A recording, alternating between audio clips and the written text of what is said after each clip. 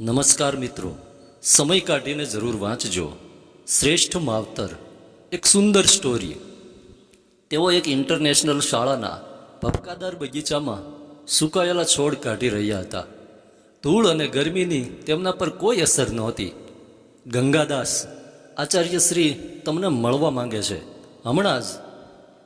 છેલ્લા બે શબ્દો પટ્ટાવાળાએ તાકીદ ઊભી કરવા માટે પાર દઈને કહ્યા. તેઓ ઝડપથી ઊભા થયા, એમના હાથ ધોઈ અને લૂછી નાખ્યા અને આચાર્યની ઓફિસ તરફ ચાલવા લાગ્યા. તેઓ એક નિષ્ઠાવાન કાર્યકર હતા. તેમણે ક્યારેય કામચોરી નથી કરી. તમે મને બોલાવ્યો મેડમ, અંદર આવો, એક ખારાશ સાથેના આદેશપૂર્ણ અવાજે તેમને વધુ ડરાવી મૂક્યા.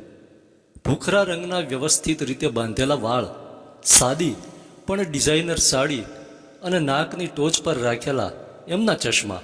તેમણે ટેબલ પર મૂકેલા કાગળ સામે ઈશારો કરી અને કહ્યું, આ વાંચો. પણ મેડમ, હું એક અભણ માણસ, અંગ્રેજી ના વાંચી શકું.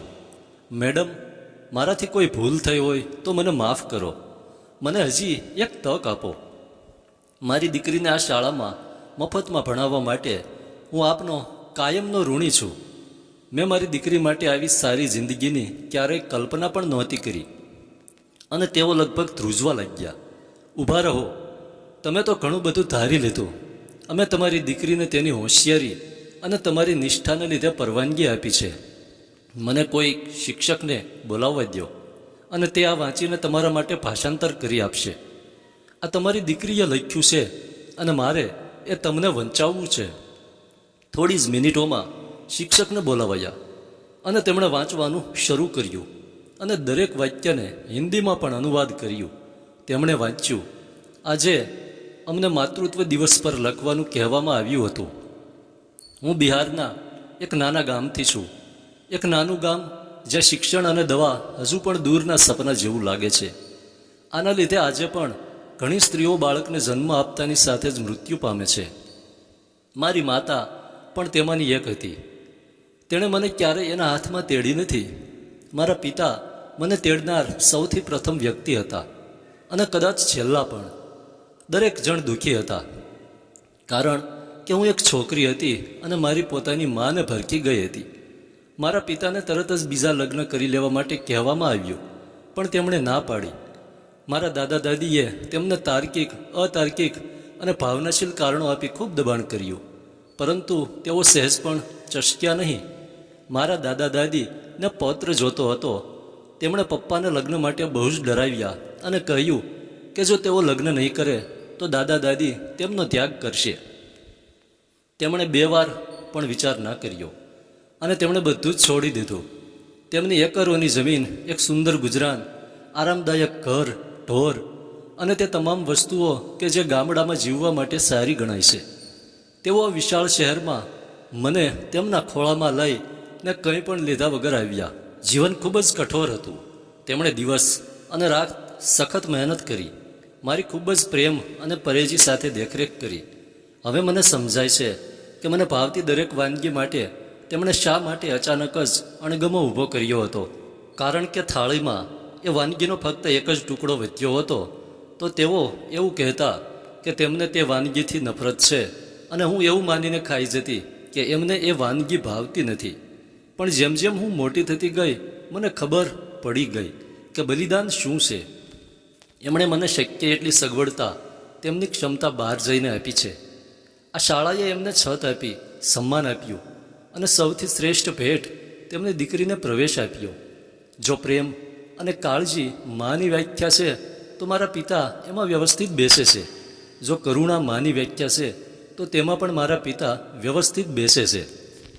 જો ત્યાગ માની વ્યાખ્યા છે તો તેઓ તેમાં પણ સૌથી ઉપર છે. ટૂંકમાં કહું તો કાચલીમાં જો માતા પ્રેમ, કાળજી, ત્યાગ અને કરુણાથી બને છે તો મારા પિતા દુનિયાના સૌથી શ્રેષ્ઠ મા છે. માતૃત્વ દિવસ પર હું મારા પિતાને ધરતી પરના મારા શ્રેષ્ઠ માવતર બનવા માટે શુભેચ્છા આપવા માગું છું. હું તેમને સલામ કરું છું અને ગર્વથી કહું છું કે આ શાળામાં કાર્ય કરતા મહેનતુ માળી મારા પિતા છે. હું જાણું છું કે શિક્ષકના આ વાંચ્યા પછી પરીક્ષામાં કદાચ હું નાપાસ થાઉં, પણ આ એક ખૂબ જ નાની ભેટ મારા નિસ્વાર્થ પિતાને અર્પણ કરું છું. આભાર. ઓફિસમાં નીરવ શાંતિ હતી. કોઈ પણ ગંગાદાસના હળવા ડૂસકા સાંભળી શકતું. ગમે તેવો જ્વલનશીલ સૂર્ય પણ તેના કપડાં ભીના ના કરી શકતો. પણ તેની દીકરીના માસૂમ શબ્દોથી તેની છાતી આંસુઓથી ભરાઈ ગઈ હતી. તેઓ ત્યાં હાથ વાળીને ઊભા હતા. તેમણે શિક્ષકના હાથમાંથી કાગળ લીધો અને તેની છાતી પાસે મૂકીને એક ડૂસકું ભર્યું. આચાર્ય ઉઠ્યા અને ગંગાદાસને ખુરશી અને પાણી આપ્યા અને કંઈક કહ્યું.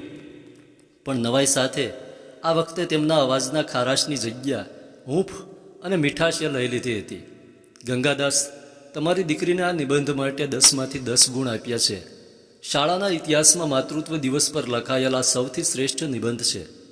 અમારે કાલે માતૃત્વ દિવસ નિમિત્તે શાળામાં ખૂબ જ ભવ્ય સમારંભ છે અને શાળાના તમામ વ્યવસ્થાપક મંડળે આ કાર્યક્રમ માટે તમને મુખ્ય અતિથિ તરીકે બોલાવવાનું નક્કી કર્યું છે. આ એક ગૌરવની વાત છે કે કેવી રીતે તેના બાળકને આગળ લાવવા માટે એક પુરુષ પ્રેમ અને બલિદાન આપી શકે છે. અને આ એ વાત સાબિત કરે છે કે પૂર્ણ માવતર બનવા માટે સ્ત્રી હોવું જરૂરી નથી. અને સૌથી મહત્ત્વની વાત કે તમારા અભિમાન માટે કે તમારી દીકરીની તમારા પર પૂર્ણ શ્રદ્ધા છે. અને તમારી દીકરી ના કહેવા મુજબ આખી શાળાને પણ સાથે સાથે ગૌરવ છે તમારા પર પૃથ્વી પરના શ્રેષ્ઠ માવતર તરીકે. તમે ખરેખર એક સાચા માળી છો જે ફક્ત બગીચાનું જ ધ્યાન નથી રાખતા પણ તમારા જીવનના અણમોલ ફૂલને પણ એક અલગ સુંદર રીતે ઉછેરો છો. તો ગંગાદાસ, શું તમે અમારા કાર્યક્રમના મુખ્ય અતિથિ બનશો? ધન્યવાદ.